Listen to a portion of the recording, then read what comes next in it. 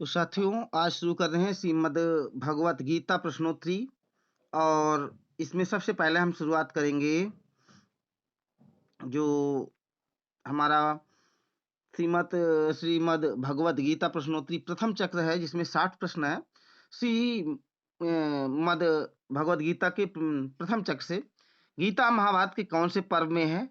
तो महाभारत के भीष्म पर्व के अध्याय 25 से 42 तक गीता है। गीता हमको किसके माध्यम से मिली है? गीता हमको धृतराष्ट्र और संजय के माध्यम से मिली है। धृतराष्ट्र का क्या अर्थ है?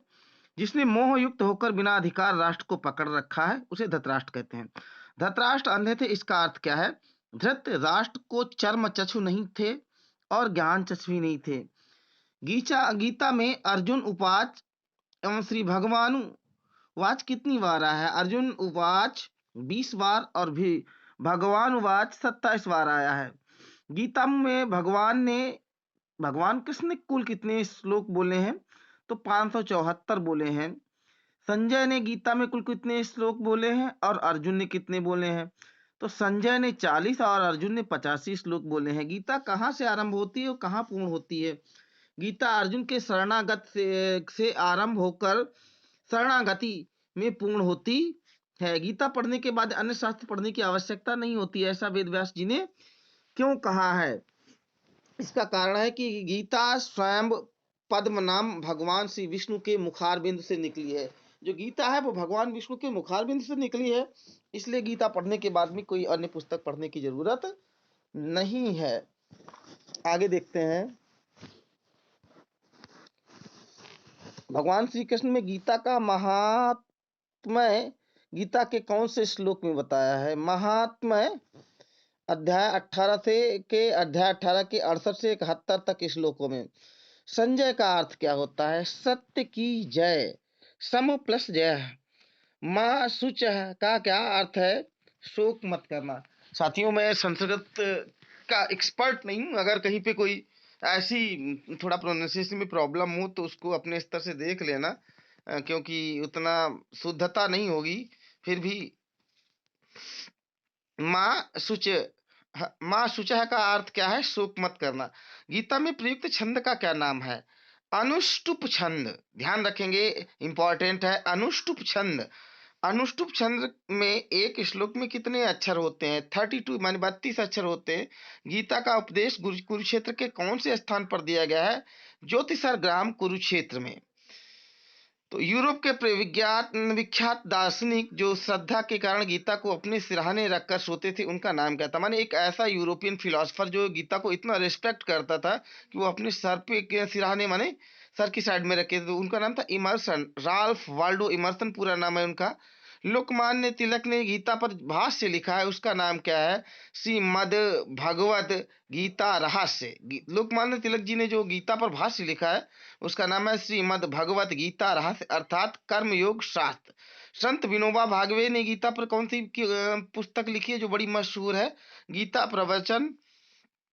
और मराठी में गीताई माने गीता में। गीता के द्वैत मत परक व्याख्याकार कौन है? इनका नाम बताना है। माधवाचार्य जी। माधवाचार्य ने गीता की व्याख्या किस आधार पर की है? शुद्धा द्वैत मत के आधार पर। गीता के काश्मीर शैव सिद्धांत परक व्याख्याकार का नाम बताइए।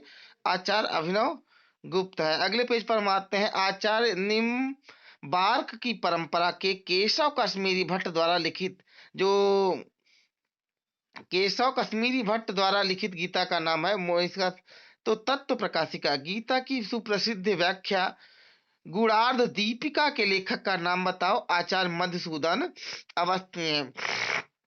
महात्मा गांधी द्वारा लिखित गीता टीका का नाम बताओ। अनासक्ति योग। महात्मा गांधी जी के द्वारा जो गीता टीका लिखी गई है उसका नाम अनासक्ति योग है। स्वामी महेश्वरानंद गिरी जी ने गीता व्याख्या नामक एक ग्रंथ गीता ग्रंथ स्वामी महेशानंद गिरी जी ने गीता व्याख्या ग्रंथ का गिरी जी ने गीता ग्रंथ व्याख्या का नाम क्या है? ये थोड़ा क्वेश्चन गड़बड़ लिख रहा है। स्वामी महेशानंद गिरी जी की गीता व्याख्या के ग्रंथ का नाम क्या है? ये सही होना चाहिए। श्री कृष्ण संदेश है। गीता चिरंतन यानी गीता भाष्य के लेखक का नाम बताओ। स्वामी प्रज्ञादास काठिया वृंदावन वाले। स्वामी अड़गड़ानंद जी ने लिखी गीता टीका का नाम क्या है?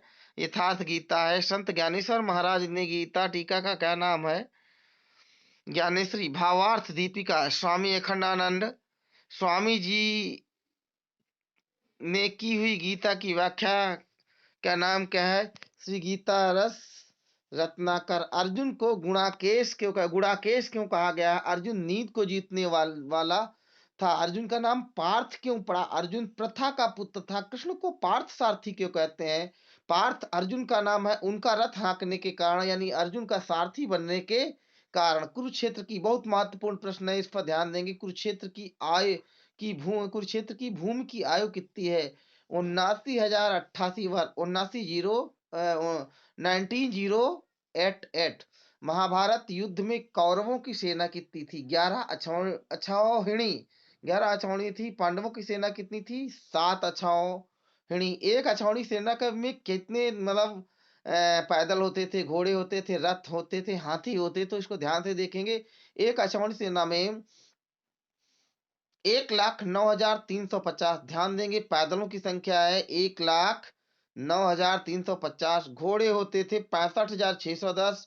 बड़ा इंपॉर्टेंट है, 65,610 घोड़े होते थे। रथ और हाथियों की संख्या समान होती थी, यानी 21,870 होते थे रथ और हाथी। इसका पूरा देखेंगे। पैदल 1,09,350, घोड़े 65,610 और रथ जो होते थे 21,870, इतने ही हाथी होते थे। एक अक्षौहिणी में कितनी सेना होती थी? 2,18,700। महाभारत युद्ध में कुल कितनी सेना थी? 18 अक्षौहिणी। मल्टीप्लाई कर दीजिए 2,18,700 को। ये एक अक्षौहिणी में होती है, इसको 18 से जब गुणा कर देंगे तो हो जाएगा 39,36,600। 39,36,600 ये संख्या हो जाए। महाभारत का युद्ध कितने दिन चला? 18 दिन तक। गीता में कितने अध्याय और श्लोक हैं? तो ये बहुत सरल सा सवाल है, लेकिन मालूम होना चाहिए। 18 अध्याय और 700 श्लोक हैं। गीता में श्लोकों के कुल कितने चरण हैं? ध्यान रखना, एक श्लोक के 4 चरण होते हैं। तो 700 गुणे 4, 700 मल्टीप्लाई 4 इक्वल टू 2,800, नहीं 2800 चरण है। 400 गुणे 4। गीता में वक्ता कौन है? संजय है। कुरुक्षेत्र को किस नाम से जाना जाता है? कर्म क्षेत्र के नाम से जाना जाता है। भगवान श्री कृष्ण ने अर्जुन को परंतप या परंतप, ये मैंने कहा कहीं भी उच्चारण में प्रॉब्लम हो सकती है, खैर क्यों कहा है? अर्जुन शत्रु को ताप देने वाला, अर्थात शत्रु का नाश करने, दमन करने वाला था। Arjun was destroyer of enemy, that is why he is called Parantap. Gita का सर्वाधिक प्रचार प्रसार किस संस्था ने किया? गीता प्रेस गोरखपुर। श्रीमद् भगवद गीता यथारूप ये ग्रंथ का नाम है। ग्रंथ का विश्व भर में प्रचार करने वाली संस्था कौन है? इस्कॉन, अंतरराष्ट्रीय कृष्ण भावनामृत संघ जिसको कहते हैं, अंतरराष्ट्रीय कृष्ण भावनामृत संघ, इस्कॉन कहते हैं। कौन से विश्व विख्यात संत को गीता मनीषी कहा के नाम से जाना जाता है? तो विख्यात संत हैं, वेरी पॉपुलर हैं। तो स्वामी ज्ञानानंद जी महाराज वृंदावन वाले, बोलो वृंदावन बिहारी लाल की जय। गीता जयंती कब मनाई जाती? बहुत इंपॉर्टेंट प्रश्न है, परीक्षा में पूछा जा सकता है, संस्कृत ज्ञान परीक्षा की। तो मार्गशीर्ष के शुक्ल पक्ष की एकादशी तिथि को, मार्गशीर्ष के शुक्ल पक्ष की एकादशी तिथि को गीता जयंती मनाई जाता है। गीता सुगीता कर्तव्या, गीता सुगीता कर्तव्या, ये स्टेटमेंट किसका है? ये किसने कहा है? ये श्री वेद व्यास जी ने कहा है। श्री शंकराचार्य ने मनुष्य के कर्तव्य में क्या कहा है? तो गेयम गीता नाम सहस्त्रम, अर्थात मनुष्य को गीता और श्री विष्णु सहस्त्र नाम का पाठ करना चाहिए। मनुष्य को गीता और विष्णु सहस्त्र नाम का पाठ करना चाहिए। गीता में सूत पुत्र किसको कहा गया है? देखिए, जिसको महाभारत में सूत पुत्र कहा गया है उसी को गीता में कहा गया है, यानी कर्ण को कहा गया है। अर्जुन के रथ पर लगे ध्वज को कपि ध्वज क्यों कहते हैं? कारण है उस ध्वज पर वीर हनुमान जी का चित्र अंकित है। अर्जुन के रथ को कितने और कौन से, अर्जुन के रथ को नहीं, अर्जुन के रथ में होना चाहिए, कितने और कौन से रंग के घोड़े थे? तो 4 घोड़े थे और श्वेत रंग के थे, सफेद रंग के थे। बाह्य कर्ण कौन कौन से और कितने हैं? 5 ज्ञानेंद्रियां और 5 कर्मेंद्रियां, कुल 10 हैं। अंतःकरण कितने और कौन से हैं? तो अंतःकरण 4 है, मन बुद्धि चित्त और अहंकार। प्रस्थान त्रयी में क्या क्या है? प्रस्थान त्रयी में क्या क्या है? तो प्रस्थान त्रयी में 4 चीजें हैं, उपनिषद है, श्रीमद् भगवद गीता है, ब्रह्म सूत्र है। अर्जुन का नाम धनंजय क्यों पड़ा था, यानी क्यों था? युधिष्ठिर के राजसूय यज्ञ के समय अर्जुन ने सभी जिलों को जीत करके धन संग्रह किया था, इसलिए अर्जुन को जय करने वाला धनंजय कहते, धन को जय करने वाला धनंजय कहते हैं। अर्जुन के गांडीव किस प्राणी के मेरुदंड से, वर्टिब्रेट से बना हुआ था? गेंडा, इसको गंडार भी कहते हैं। कुरुक्षेत्र को धर्म क्षेत्र क्यों कहा जाता है? कारण इस स्थान पर देवी भद्रकाली और वैभव स्थान विराजित हैं। सर्वोपनिषदो गवो गो दोग्धा गोपाल नंदना, सर्वोपनिषदो गावो दोग्धा गोपाल नंदना। यह श्लोक गीता के कौन से अध्याय में है? ये किसी अध्याय में नहीं, ध्यान रखना भैया, ये किसी अध्याय में नहीं, ये गीता, ये श्लोक जो है गीता ध्यान में है। अब द्वितीय चक्र है तो इसको हम बाद में चर्चा करेंगे थोड़ा सा, लेकिन जो है अन्य क्वेश्चन है जो उन पर हम पहले आते हैं। गीता के पहले अध्याय का नाम है क्या है? तो अर्जुन विषाद योग, पहला अध्याय जो अर्जुन विषाद योग है। भक्ति योग नामक अध्याय का क्रमांक क्या है? यानी द्वादश अध्याय है, इसको भक्ति योग कहते हैं। द्वितीय अध्याय में कितने श्लोक हैं? 72 है। पहले अध्याय के पहले श्लोक का चरण बताओ। तो पहले अध्याय के पहला श्लोक है धर्म क्षेत्रे कुरुक्षेत्रे, ठीक है, ये ध्यान रखेंगे। अब तृतीय चक्र है, बड़ा इंपॉर्टेंट है ये क्वेश्चन, इससे तो आना ही आना है। गीता के प्रथम अध्याय में कुल कितने श्लोक हैं? तो प्रथम अध्याय में ध्यान से सुनेंगे, थोड़ा फास्ट चलेंगे, तो पहले अध्याय में 47 है, द्वितीय अध्याय में 72 श्लोक है, तृतीय अध्याय में 43 श्लोक है, द्वितीय अध्याय में ध्यान देंगे 72 है, तृतीय अध्याय में 43 है, चतुर्थ अध्याय में 42 श्लोक है, पंचम अध्याय में 29 श्लोक है, षष्ठम अध्याय में 47 श्लोक है, सप्तम अध्याय में 30 श्लोक है, अष्टम अध्याय में 28 श्लोक है, नवम अध्याय में 34 श्लोक है, दसम अध्याय में 42 श्लोक है, एकादश अध्याय में 55, एकादश में 55 श्लोक है, और द्वादश अध्याय में 20 श्लोक है, त्रयोदश अध्याय में 34 श्लोक है, चतुर्दश अध्याय में 27 श्लोक है, पंचदश अध्याय में 20 श्लोक है, षोडश अध्याय में 24 श्लोक है, सप्तम अध्याय में 28 श्लोक है, अठादश अध्याय में 78 श्लोक है। तो ये श्लोकों की संख्या याद रख लेंगे, बहुत महत्वपूर्ण। गीता में कौन सी विद्या बताई गई? ब्रह्म विद्या बताई है, ध्यान रखेंगे। गीता में कौन सी विद्या बताई गई? ब्रह्म विद्या बताई गई है। गीता कौन सा शास्त्र है? योग शास्त्र है। गीता में कौन सा योग नहीं है? हठ योग नहीं है। गीता में कर्म योग है, विभूति योग है, पुरुषोत्तम योग है, लेकिन गीता में हठ योग की बात नहीं है। कुरुक्षेत्र के रण में कौन सा वाद्य नहीं बजाया गया? तो वे कौन कौन सा नहीं बजाया गया? आनक बजाया गया, पड़ाव जिसको बिग ड्रम कहते हैं वो बजाया गया, शंख बजाया गया, लेकिन वंशी का वहां पे बांसुरी का प्रयोग कृष्ण जी ने नहीं किया। गीता किसका सार है बताएंगे? तो गीता जो है उपनिषदों का सार है। अर्जुन को भगवत में कौन सी गीता बताई है? भगवत ने कौन सी गीता बताई? भगवद गीता। भगवान ने कौन सी गीता बताई है? भगवद गीता ने बताई है। धनंजय ने कौन सा वाद्य यंत्र बजाया था? तो शंख था, उसका नाम था देव दत्त। महाभारत काल में क्षेत्र की सीमा कितने कोस की थी? तो 48 कोस की। पितामह किसको कहा गया? सभी जानते हैं, भीष्म को कहते हैं। महाभारत का युद्ध कौन से युग में हुआ था? द्वापर में हुआ था, द्वापर। गीता महाभारत के कौन से पर्व में है? भीष्म पर्व में है। अब बताएं, देखिए ये कुछ ऐसे अध्याय हैं जिनमें श्लोकों की संख्या 20 श्लोक संख्या वाले 2 अध्याय की क्रम संख्या बताओ। यानी किस अध्याय में 20 श्लोक है? द्वादश पंचदश। 47 श्लोक वाले 2 अध्याय की संख्या बताओ, प्रथम और षष्ठ। 42 श्लोक वाले कौन कौन से अध्याय हैं? चतुर्थ और द्वादश। 28 श्लोक वाले कौन कौन अध्याय हैं?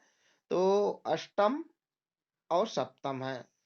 34 श्लोक वाले अध्याय कौन कौन है? नवम एवं त्रयोदश। गीता का सबसे बड़ा अध्याय कौन है?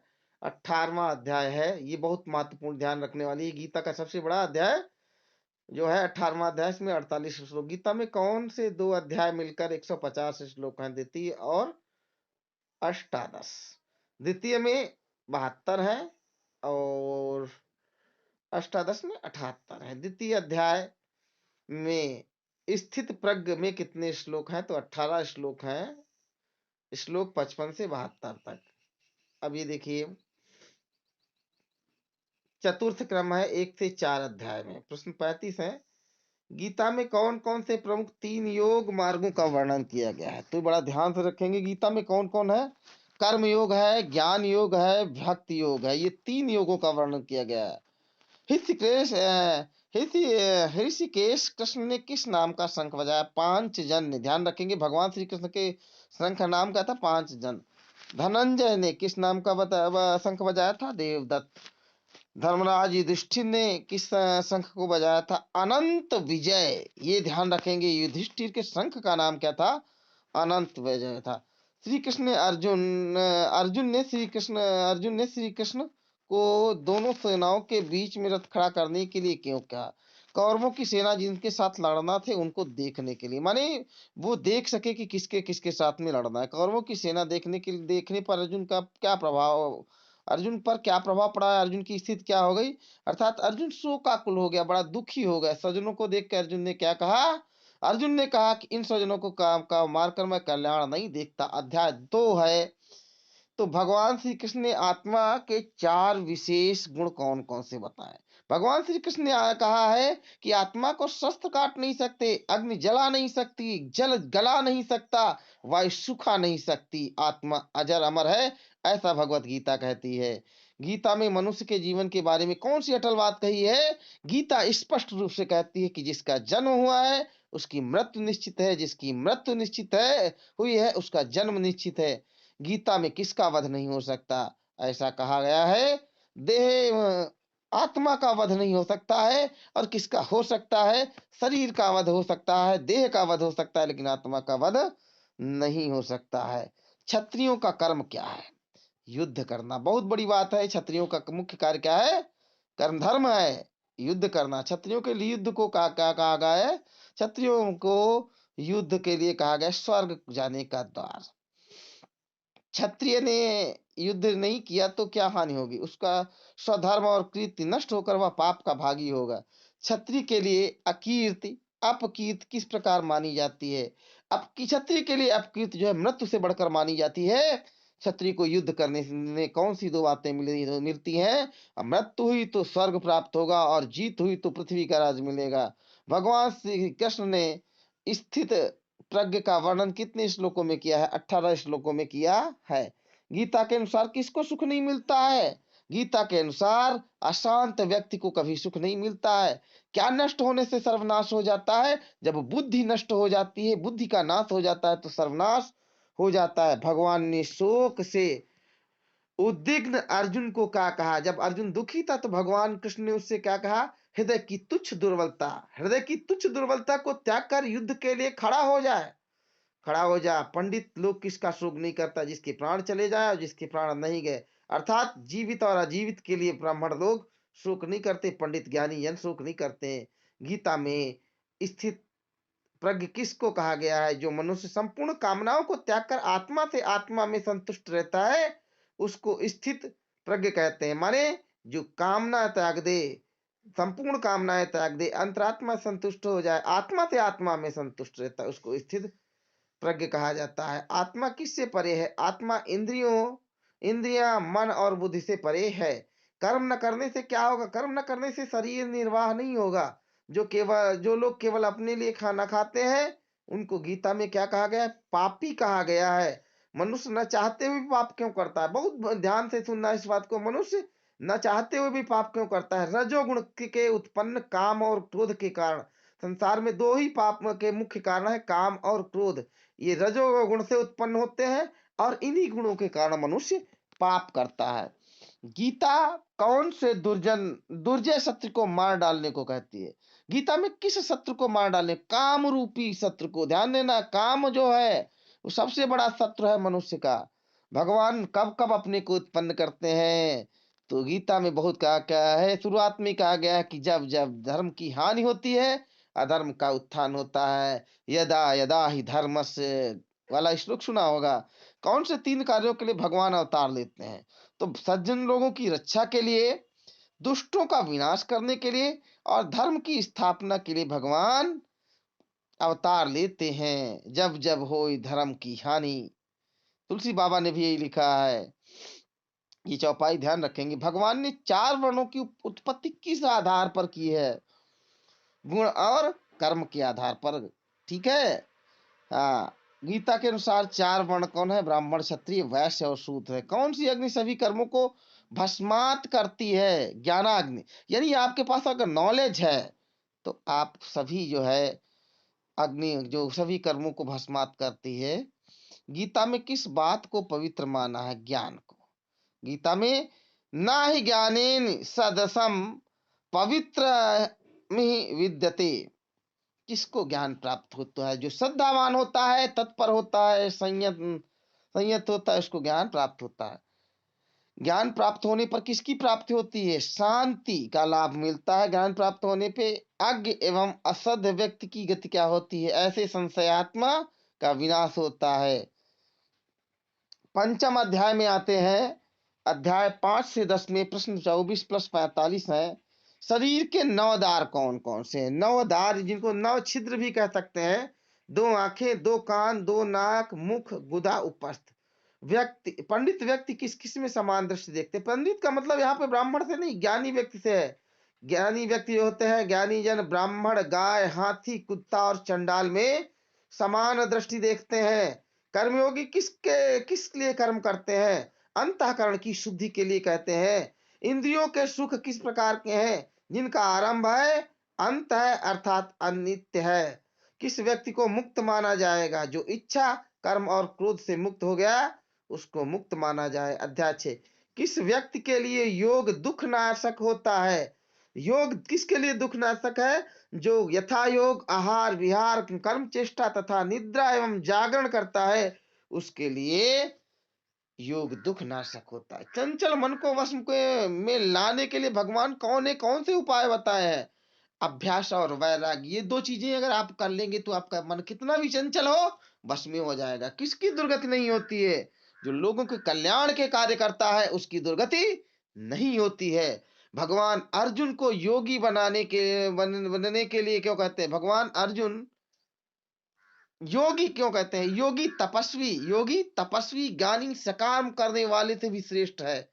योगी जो होता है, तपस्वी से भी, ज्ञानी से भी, सकाम कर्म करने वाले से भी श्रेष्ठ होता है। इसलिए भगवान कृष्ण कहते हैं, ए अर्जुन, तुम योगी हो।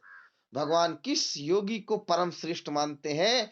भगवान जो श्रद्धावान है और निरंतर प्रभु का भजन करता है, उसे श्रेष्ठ मानते हैं। अध्याय 7 है। भगवान ने 4 प्रकार के भक्त बताए हैं। 4 तरीके के डिवोटी होते हैं। पहला होता है आर्थ, दूसरा जिज्ञास, तीसरा अरार्थी। अरार्थी माने कामना पूर्ति के लिए भजने वाले, और चौथा ज्ञानी है। इसमें श्रेष्ठ कौन होता है 4 प्रकार के भक्तों में? ज्ञानी भक्त जो होता है वो श्रेष्ठ होता है। भगवान की अष्टधा प्रकृति क्या है? भगवान की अष्टधा प्रकृति क्या है? ध्यान रखेंगे। पृथ्वी, जल, अग्नि, वायु, आकाश, मन, बुद्धि और अहंकार, इस प्रकार से विभाजित है। तो कौन कौन से? पृथ्वी, जल, अग्नि, वायु, आकाश, मन, बुद्धि और अहंकार। भगवान किस प्रकार से संपूर्ण जगत में व्याप्त है? जैसे एक सूत में मणि गुथे होते हैं, यानी गुहे गुथे हुए हैं, वैसे ही भगवान संपूर्ण जगत में व्याप्त है। गीता में ओम को क्या कहा गया? ओम एक अक्षर ब्रह्मा है। यह एक अक्षर ब्रह्म है। उत्तरायण और दक्षिणायन कितने महीने का होता है? 6 महीने का होता है, सभी जानते होंगे। गीता के अनुसार कौन पुरुष परम गति को प्राप्त होता है? जो पुरुष ओम इस एक अक्षर रूप ब्रह्म का उच्चारण करता हुआ शरीर को त्याग करता है, वो परम गति ब्रह्म को प्राप्त होता है। अध्याय 9। भक्ति से कौन सी चार चीजें भगवान को देने से भगवान सबको ग्रहण करते हैं? तो भगवान को क्या क्या अर्पण करना चाहिए भक्ति भाव के लिए? पहला है बेपत्र।